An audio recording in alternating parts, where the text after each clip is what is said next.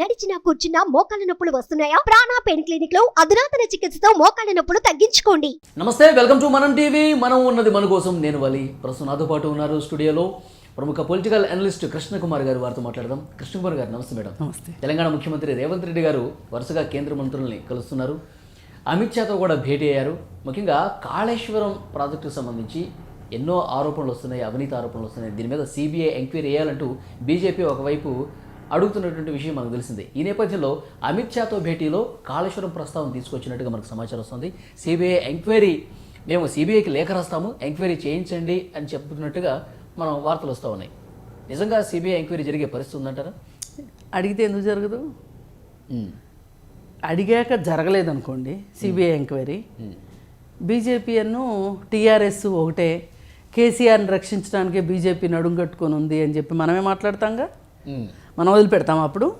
అందుకని ఖచ్చితంగా అడగాలే కానీ వెయ్యాలి. వెయ్యకపోతే అప్పుడు చూద్దాం.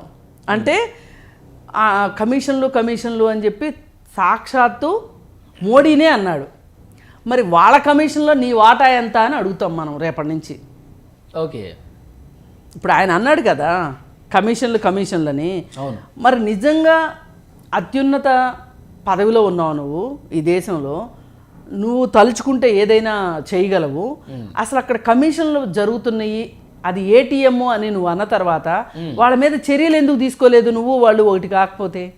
ఓకే, ఇప్పుడు ప్రభుత్వం మారింది, వచ్చిన కొత్త సీఎం అడుగుతున్నాడు సిబిఐ ఎంక్వైరీ వేయండి అని.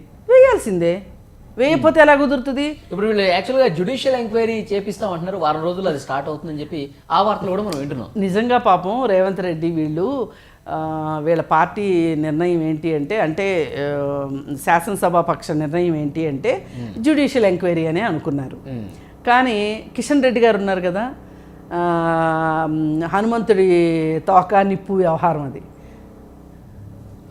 హనుమంతుడి తోక నిప్పంటిస్తే చాలు లంక అంతా తగలబడినట్టే అని కిషన్ రెడ్డి ఏ ముహూర్తంలో మీకు అసలు నిజంగా మీరును టీఆర్ఎస్ ఒకటే, లేకపోతే కనుక మీ నిజాయితీ నిరూపించుకోవాలంటే సిబిఐ ఎంక్వైరీ అడగండి అని ఛాలెంజ్ చేశాడు మన కిషన్ రెడ్డి. అవును, అన్నాడు. దమ్ముంటే సిబిఐ ఎంక్వైరీ చేయండి అన్నాడు కదా. మరి ఇప్పుడు ఆయన అన్న మాటలు వాళ్ళ పార్టీ మెడకే జుట్టుకునే పరిస్థితి వస్తుంది. ఇప్పుడు వేశారా, ఇన్ని రోజుల నుంచి జరుగుతుంటే మీరు నిద్రపోయారా అని అడగొచ్చు. వెయ్యలేదా, మీరు స్నేహితులే అని అనొచ్చు. ఏది ఏమైనా ఇక్కడ కావాల్సింది ఏంటి అంటే, ఎవరైనా సరే పరిపాలన చేసేటప్పుడు ప్రజాధనాన్ని ఖర్చు పెట్టేటప్పుడు ఒళ్ళు దగ్గర పెట్టుకుని ఉండాల్సిన అవసరం ఉంది.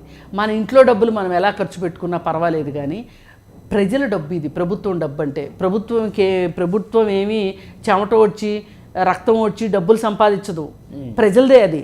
ప్రజల డబ్బుని ఇలా కాళేశ్వరం ప్రాజెక్ట్ లాంటి ఈ ప్రాజెక్ట్ వద్దు అని చెప్పారు. ఎవడన్నా పైనుంచి నీళ్లు కిందకు పోస్తాడు, ఇక్కడ కింద నుంచి నీళ్లు పైకి పోస్తున్నారు.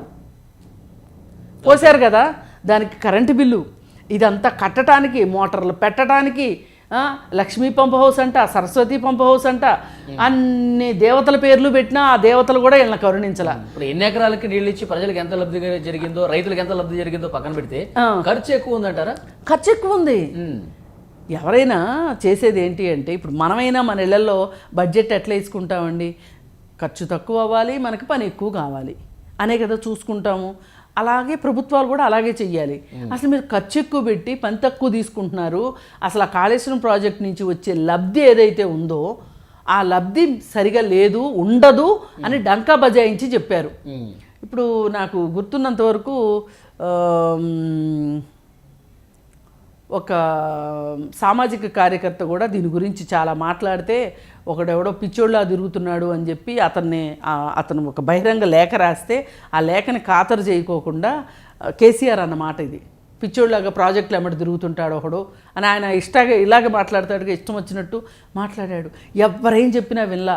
నేనే ఇంజనీర్ని అన్నాడు, నేనే రాజు నేనే మంత్రిలాగా చేశాడు. అక్కడ ఆయన డిజైనే అంటే కదా, ఆయన డిజైనే. మరి ఆయన డిజైనే. అసలు ఇట్లా కుదరదండి, ఇట్లా అవ్వదండి అంటే నేను చెప్తున్నాను కదా, నేను 100 ఎకరాల భూస్వామిని, ఎకరానికి ₹1,00,00,000 సంపాదించాను క్యాప్సికమ్ పంటేసి అని చెప్పాడు. అని చెప్పి ఈ ఈ ఈ విధంగా చేసి రాజుల సొమ్ము రాళ్లపాలని ఒక సామెత ఉండేది. కాదు, ప్రజల సొమ్ము రాళ్లపాలైంది అక్కడ. గోదావరి నదిలో కలిపేశారు డబ్బులన్నీ.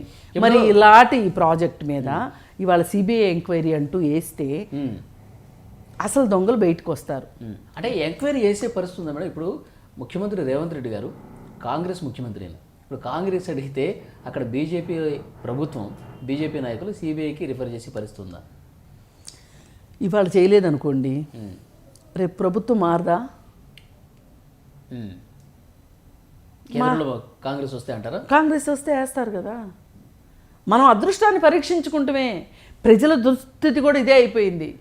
మంచి నాయకుడు వచ్చాడా వీళ్ళ అదృష్టం, రాలేదా హింసపట్టమే. ఇప్పుడు 10 ఏళ్లలో వీళ్ళు ఎంత చేశారు, ప్రజలకు ఏం చేశారు, ఎంత చేశారు అంటే వేయండి, ఈక్వేషన్ వేయండి, తేలుతుంది. ఓకే, వీళ్ళ ఆస్తులు పెరిగినాయి. వీళ్ళ ఆస్తులు పెరిగినంతగా పర్ క్యాపిటా ఇన్కమ్ పెరగలా. ప్రజల నెత్తినేమో ఒక్కొక్కళ్ళ నెత్తిన అప్పు పెరిగింది, వీళ్ళకేమో రాజకీయ నాయకుల నెత్తినేమో ఆదాయం పెరిగింది.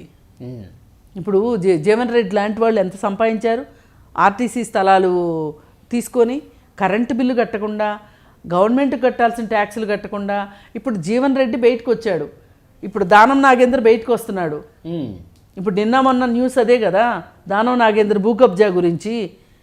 ఇట్లా వస్తాయి అన్నీ ఒక్కొక్కటి అందరి చిట్టా వస్తుంది. నేను అందుకే ముందే అన్న, చిత్తగుట్టు చిట్టా దగ్గరే ఉంది, పక్కనే ఉంది, ఎవరి టైం వాళ్ళకి వస్తుంది అని. ఓకే, మరి ఇప్పుడు ఈయన పెద్ద బాస్ కాబట్టి వీళ్ళందరినీ అంటే ఇక్కడ లోకల్గా తేల్చొచ్చు. మరి ఈయన పెద్ద బాస్ కాబట్టి ఈయనకి సిబిఐ కరెక్ట్. మేడం, ఇప్పుడు సిబిఐ ఎంక్వైరీ చేస్తే, లేదంటే ఇక్కడ జ్యుడిషియల్ ఎంక్వైరీ చేసినా ఎలాంటి విషయాలు బయటకు వచ్చే అవకాశం ఉందంటారు? ఈ ఎంక్వైరీతో ఎలాంటి విషయాలు తేలుతాయి అంటారు? అంటే ఇక్కడ ఏదైనా ఒక ప్రాజెక్టు తీసుకునేటప్పుడు దాని లక్ష్యాలు, దాని మార్గదర్శకాలు అన్నీ ఒక రిపోర్ట్ ఉంటుంది, ప్రాజెక్ట్ రిపోర్ట్ ఉంటుంది. ఆ ప్రాజెక్ట్ రిపోర్ట్కి అనుగుణంగా ఈ ప్రాజెక్ట్ అయ్యిందా లేదా, ఈ ప్రాజెక్ట్ రిపోర్ట్లో అసలు ఎంత డబ్బులు పెడదాం అనుకున్నారు, దీని అవుట్కమ్ ఏమనుకున్నారు, ఎన్ని లక్షల ఎకరాలకి నీళ్ళు ఇద్దాం అనుకున్నారు, అలాగే ఇప్పుడు ఈ ప్రాజెక్ట్ కోసం ఎన్ని ఎకరాలు సేకరించారు, ఈ సేకరించిన వాళ్ళకి అందరికీ నష్టపరిహారం ఇచ్చారా ఇవ్వలేదా, భూ నిర్వాసితులకి రీహాబిలిటేషన్ చేశారా లేదా, అన్ని అంటే ఎలా చెయ్యాలి అనేది ఒక బుక్. ప్రతిపక్షాలన్నీ కూడా 1,00,000 కోట్ల అవినీతి, 1,00,000 కోట్ల అవినీతి అని చెప్తున్నారు. కేటీఆర్ గారు ఎప్పుడు అన్నట్టు గుర్తు, అసలు ఈ ప్రాజెక్టే 90,000 కోట్లు, మీరు 1,00,000 కోట్లు అవినీతి చేశారంటే మాట్లాడడానికి ఒక అర్థం ఉండాలి అని ఒకసారి కామెంట్ చేశారు. కాదు, వీళ్ళు 80 కోట్లు పైచిలకు బ్యాంకులోనే తీసుకున్నారు. దీనికి మళ్ళీ మ్యాచింగ్ డబ్బుల కింద గవర్నమెంట్ కొన్ని డబ్బులు పెట్టింది.